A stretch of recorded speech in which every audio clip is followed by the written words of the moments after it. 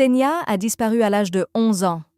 Ce qui lui est arrivé ne sera révélé que des années plus tard, et uniquement parce que le 30 juillet 2023, une femme est sortie d'une maison particulière dans le village de Smolino, dans l'oblast de Tcheliabinsk, une femme que personne n'avait vue depuis 14 ans, amaigrie, dans un état d'agitation extrême. La première chose qu'elle a faite a été de contacter sa sœur, qui l'a aidée à joindre la police. Et ce que cette femme a raconté a d'abord provoqué la même réaction chez tout le monde. C'était difficile à croire. Elle avait passé 14 ans dans une pièce verrouillée de cette maison. 3 mètres carrés, des barreaux à la fenêtre, un cadenas sur la porte, à l'extérieur. Elle avait 33 ans à ce moment-là, ce qui signifiait qu'elle en avait 19 quand elle y était entrée. Toute sa jeunesse, de l'adolescence à l'âge adulte, s'était écoulée derrière une seule porte. Elle ne s'est pas échappée parce qu'elle avait enfin trouvé le courage. Elle s'est échappée parce que l'homme qui la retenait a eu un épisode psychiatrique. Il est devenu dangereux pour sa propre mère, qui a appelé une ambulance. Ils l'ont emmenée. Et pour la première fois en toutes ces années, la porte est restée déverrouillée. Elle n'a pas attendu. Elle est sortie immédiatement. À ce moment-là, ni les voisins, ni les policiers locaux, ni personne ayant jamais visité cette maison ne soupçonnait que quelqu'un vivait en captivité derrière ces murs.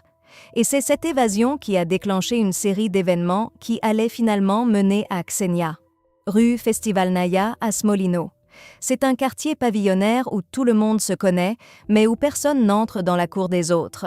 Une maison en bois avec des encadrements de fenêtres soignés, comme des dizaines d'autres alentours, sauf que la clôture était nettement plus haute que celle des voisins.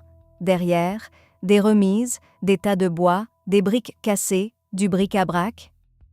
De l'extérieur, une propriété ordinaire où personne n'a le temps de ranger. La famille Cheskidov était connue ici depuis des décennies. La mère, Valentina, avait travaillé comme aide-soignante, puis dans une boutique d'optique, allait à l'église, discutait avec les voisines. L'une d'elles, Nadejda Ivanovna, se considérait comme une amie proche et était même entrée dans la maison. Le père était métallurgiste. Une famille tranquille, sans histoire. Pas d'alcoolique, pas de scandale. Personne ne posait de questions. Mais les voisins parlaient peu du fils, Vladimir, renfermé, étrange, rarement vu en public. Au village, on supposait qu'il était parti ou qu'il était de retour en prison. Pas d'amis, pas de visiteurs, pas de conflits, pas le genre de personne à qui on prête attention. À l'intérieur, la maison était divisée en plusieurs petites pièces. Saleté, négligence, cafard. Mais rien de tout cela n'était visible de l'extérieur. Volets fermés, portail verrouillé. Et c'est précisément là, dans l'une de ces pièces derrière le mur de la cuisine où la mère cuisinait chaque jour, qu'une femme avait été retenue pendant 14 ans, une femme dont personne ne s'était jamais enquis. Plus tard, les enquêteurs ont commencé à reconstituer la biographie de cette femme, et il est devenu clair pourquoi personne ne l'avait cherchée. Ekaterina Belyankina, née en 1990 à Tcheliabinsk. Sa mère buvait, son père aussi. Tous deux ont été déchus de leurs droits parentaux, puis tous deux sont décédés. Katia et sa sœur aînée Lena ont d'abord été envoyées dans un centre de réadaptation, puis dans un orphelinat. Katia avait environ 5 ans à l'époque. Elle a grandi silencieuse, renfermée et influençable. Elle boitait depuis la naissance, pieds-bottes, blessure à la jambe. Selon certains témoignages, un retard de développement. Pas le genre de personne qui attire l'attention, et encore moins quelqu'un pour qui on prend la défense. Elle a quitté le système à 18 ans. L'État lui a fourni une chambre dans un baraquement de la rue Derbenskaya. Sa sœur Lena y vivait aussi, avec son jeune fils. Katia s'est inscrite à une formation de couturière et vivotait de petits boulots. Elle rendait parfois visite à son oncle Anatoly, le seul parent encore en contact. Mais sa sœur avait déjà construit sa propre vie et s'intéressait peu à la cadette. Le cercle de Katia s'est réduit à quelques personnes, puis s'est complètement dissous. Pas d'emploi stable, pas d'amis proches, personne qui remarquerait si elle disparaissait. Et donc, à l'automne 2009, elle avait 19 ans. Elle était assise sur un banc à la gare routière de Tcheliabinsk, seule. Pas de projet pour la soirée. Personne ne l'attendait à la maison. C'est alors qu'un homme s'est approché et lui a proposé de boire un verre. Cheskidov avait 37 ans à l'époque. L'oncle Anatoly dira plus tard que Katia serait partie avec n'importe qui, lui offrant des chips et de la bière. Pour elle, l'attention d'un adulte n'a jamais été un signal d'alarme. C'était une habitude de l'orphelinat. Si quelqu'un t'offre quelque chose, tout va bien. Ils ont bu. Il lui a proposé de venir chez lui à Smolino. Elle y est allée. Dans la maison de la rue Festivalnaïa, ils se sont installés pour prendre le thé. Une soirée ordinaire, du moins le pensait-elle. Puis Ekaterina s'est levée et a dit qu'elle partait. Et ce moment a tout changé. Cheskidov a dit, quote 1, il a sorti une arme, l'a conduite dans l'une des pièces, lui a montré le lit et a verrouillé la porte de l'extérieur. Une orpheline face à un homme armé, il n'y a pas de choix dans cette situation. À partir de ce soir-là, Ekaterina Belyankina a cessé d'exister pour le monde extérieur. Personne n'a signalé sa disparition, elle a simplement disparu. Et pas une seule personne ne l'a remarquée. Elle s'est réveillée le lendemain matin avec la gueule de bois, dans une maison inconnue, dans une pièce inconnue dont la porte ne s'ouvrait pas. Cheskidov est entré et a expliqué brièvement « Tu vas vivre avec moi ». Pas une demande, pas une proposition, une affirmation. Il lui a immédiatement pris ses documents, passeport, tout ce qu'elle avait sur elle. Ekaterina n'avait même pas de téléphone avant cela. À partir de ce moment, elle n'avait plus rien qui la reliait au monde extérieur. Aucun nom sur un papier, aucun numéro à appeler, personne qui savait où elle se trouvait. La pièce faisait 3 mètres carrés. Un lit, du papier peint décollé, de la saleté. On n'y accédait que par la cuisine. Après l'arrestation de Cheskidov, les enquêteurs et les journalistes ont été autorisés à entrer. Ils ont documenté ce qu'ils ont vu avec leurs caméras. Un large banc en bois en guise de lit, un seul luminaire au plafond, de gros cafards partout. Les barreaux aux fenêtres étaient recouverts de tissu, pas pour le confort, mais pour qu'on ne puisse pas voir de l'extérieur ce qui se passait à l'intérieur. La porte était fixée avec du fil de fer et un cadenas qu'Ekaterina ne pouvait pas retirer. Elle n'avait ni la taille ni la force. Mais le cadenas n'était que la première barrière. Quand Cheskidov quittait la maison, il l'attachait à un dispositif. 2 panneaux de particules reliés par des équerres métalliques auxquels étaient fixés ses mains et ses pieds. Une caisse en bois attachée au panneau était placée sur sa tête. Sa bouche était scotchée. Elle ne pouvait pas appeler à l'aide, ne pouvait pas bouger. Elle restait ainsi pendant des heures jusqu'à son retour. Et voici ce qui est important. Ce n'était pas de l'improvisation. Ce n'était pas une impulsion soudaine. Cheskidov avait délibérément construit ce système. Il avait rassemblé les matériaux, calculé les fixations, testé si ça tenait. Cette pièce n'était pas simplement un endroit où il la gardait. Elle avait été conçue spécifiquement pour cela. Chaque jour commençait de la même façon. Ekaterina nettoyait la maison, préparait les repas, faisait la lessive, lavait les sols, portait l'eau, servait à la fois Cheskidov et sa mère. Valentina dira plus tard au tribunal que Katia vivait comme une reine. Ne travaillait pas, mais avait tout ce dont elle avait besoin. En réalité, elle était une servante dans une maison qu'elle ne pouvait pas quitter. Cheskidov buvait. Quand il buvait, il était violent. Quand il ne buvait pas, il était violent aussi. Il la forçait régulièrement et systématiquement, pas par impulsion, mais selon un horaire. Il dira plus tard aux enquêteurs que tout s'était fait d'un commun accord. L'enquête a classifié les faits autrement. Lors de la perquisition, ils ont trouvé des disques au contenu explicite, des entraves et des dispositifs de soumission. Ce n'était pas une collection apparue par hasard. Elle avait été constituée au fil des années. Quand des étrangers venaient à la maison, un plombier, des connaissances de la mère, Ekaterina était cachée et enfermée à l'avance. Le plombier, Kamid Baibassinov, a réparé des tuyaux à quelques mètres de sa pièce et n'a rien entendu. Nadejda Ivanovna buvait le thé avec Valentina dans la cuisine pendant que, derrière le mur, Ekaterina gisait entravée. Ce n'était pas un incident isolé, c'était l'ordre des choses. Chaque jour. 510 jours d'affilée. Pendant 14 ans, Ekaterina n'avait que 2 fenêtres sur le monde extérieur, un vieux téléviseur et un échiquier.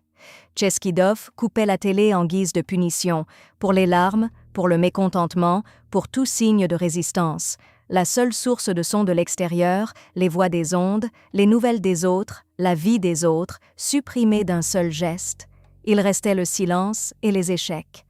Cheskidov aimait les échecs depuis l'enfance.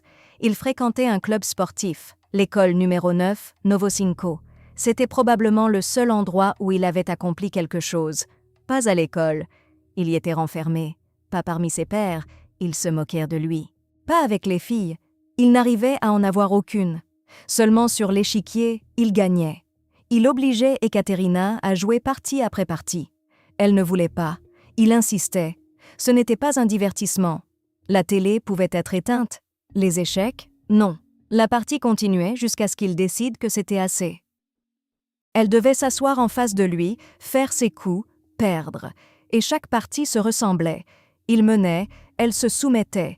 Il décidait quand commencer. Il décidait quand finir. Cet échiquier sur la table était essentiellement une version miniature de tout ce qui se passait dans cette maison. 14 ans. Elle avait 19 ans au début, 33 à la fin. Pendant ce temps, Cheskidov buvait, se dégradait. Son état mental empirait régulièrement. Il quittait la maison, tombait malade, perdait parfois le contrôle de lui-même. Il y avait des moments où il n'aurait physiquement pas pu l'arrêter, et pourtant, pendant toutes ces années, pas une seule tentative de partir.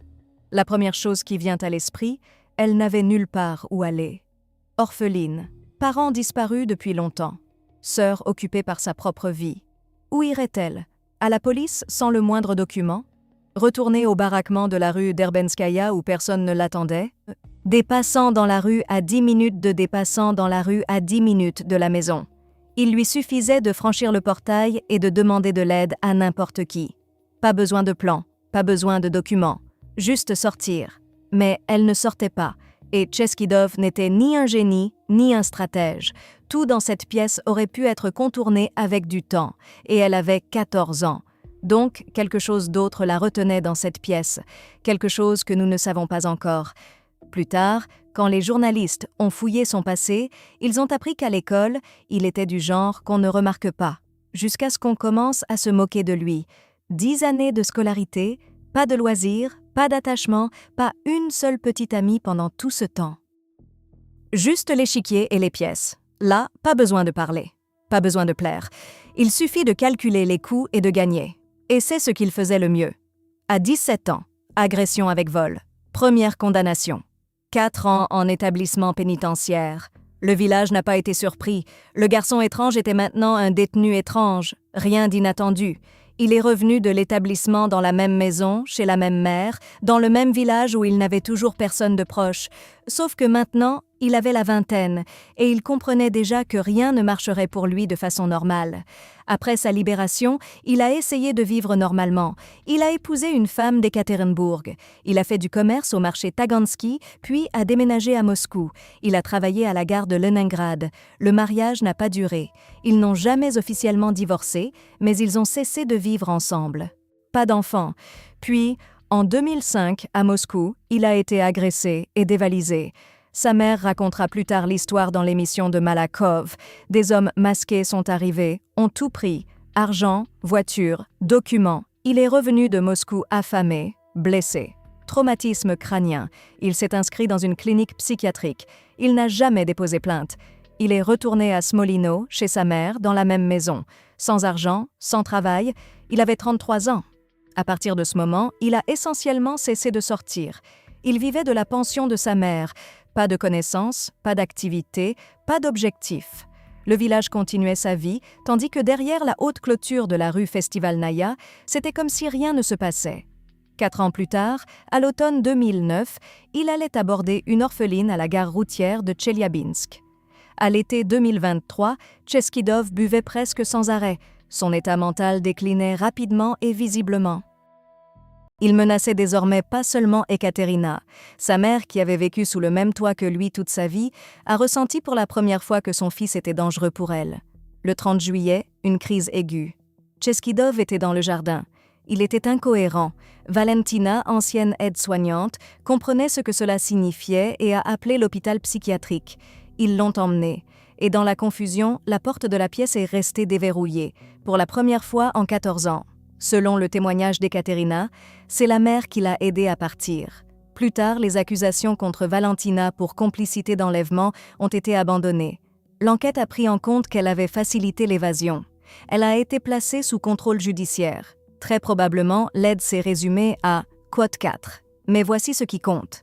Cette aide n'est pas venue de la compassion pour Ekaterina. Elle est venue au moment où la menace a touché Valentina elle-même. Ekaterina n'a pas hésité. Tout s'est passé en quelques minutes.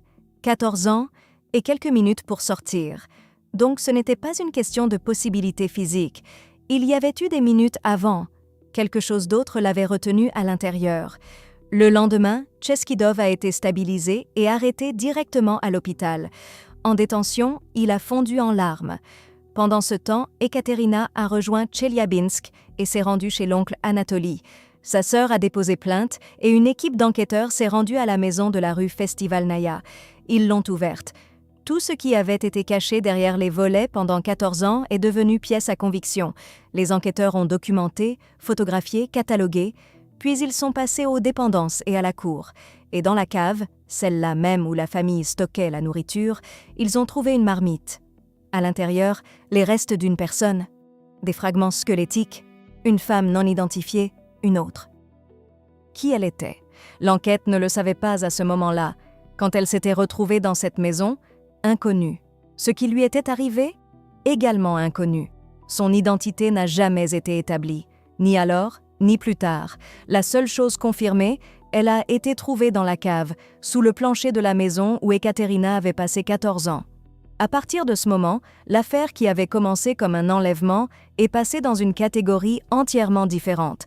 Après l'arrestation, les journalistes sont allés interroger les voisins. Les réactions étaient toutes les mêmes. Ils ne savaient pas, ils ne soupçonnaient rien. Une voisine avait vécu à côté de 2016 à 2022, 6 ans de l'autre côté de la clôture.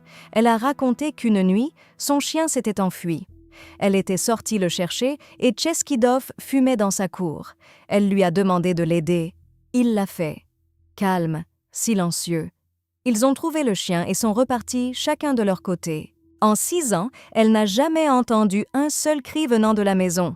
La mère sortait plus souvent, disait bonjour, discutait avec ses amis. Une femme âgée normale, un habitant a dit plus tard au journaliste, cote 5. Il ne faisait pas de scène, ne criait pas, n'attirait pas l'attention. Il vivait juste derrière une clôture, faisant ce qu'il faisait en silence, pendant des années, au centre du village. Valentina ne savait pas seulement, elle avait intégré la captive dans sa vie quotidienne. Elle disait à ses amis que son fils avait ramené une belle fille, travailleuse, propre. Quand des connaissances venaient à la maison, elle disait « Volodia a une copine », mais ne la montrait jamais. Les excuses étaient toujours les mêmes. Ils dorment, ils sont sur Internet. Ekaterina était cachée derrière la porte et quand il y avait des invités, la mère renvoyait son fils de la cuisine. Peut-être craignait-elle qu'il dise quelque chose, ou peut-être ne voulait-elle pas qu'il voie ce qu'il était vraiment. Et voici ce qui est également important. Valentina voulait inclure Ekaterina dans son testament. Pas par gratitude, par calcul. Juste pour qu'elle ne parte pas. Pour qu'elle continue à s'occuper de la vieille femme, à laver les sols, cuisiner, porter l'eau. Une aide soignante gratuite qui ne pouvait littéralement aller nulle part. Le père de Cheskidov vivait aussi dans la maison. Selon l'enquête, il savait ce qui se passait. Il est décédé en 2018 sans jamais avoir dit un mot à personne. Donc toute la maisonnée savait, mère, père, fils. 3 personnes et une pièce verrouillée dont on disait aux invités « la belle-fille dort ». Une autre théorie qui est revenue le plus souvent après que l'histoire a éclaté, le syndrome de Stockholm. En 14 ans, Ekaterina aurait pu s'habituer, accepter cette vie comme la seule possible, cesser de vouloir la liberté. La psyché se protège, trouve un appui même en enfer, commence à voir le ravisseur comme celui qui nourrit, qui abrite, qui allume la télé. Ça arrive, mais voici ce qui ne colle pas, elle n'a pas hésité quand elle s'est échappée. Elle a agi rapidement, précisément, sans un seul moment de doute. C'est le comportement de quelqu'un qui savait exactement ce qu'elle ferait quand l'occasion se présenterait. Elle ne prenait pas une décision à ce moment-là, elle l'avait prise depuis longtemps et attendait simplement. 14 ans. Une personne atteinte du syndrome de Stockholm ne fuit pas comme ça. Elle hésite, revient, défend celui qui la retenait. Ekaterina n'a rien fait de tout cela, ce qui signifie qu'elle n'était pas brisée, elle ne s'était pas adaptée, elle n'avait pas cédé. Pendant toutes ces années, elle comprenait où elle était et ce qu'on lui faisait. Pas parce qu'elle n'avait nulle part où aller, pas parce qu'elle ne voulait pas,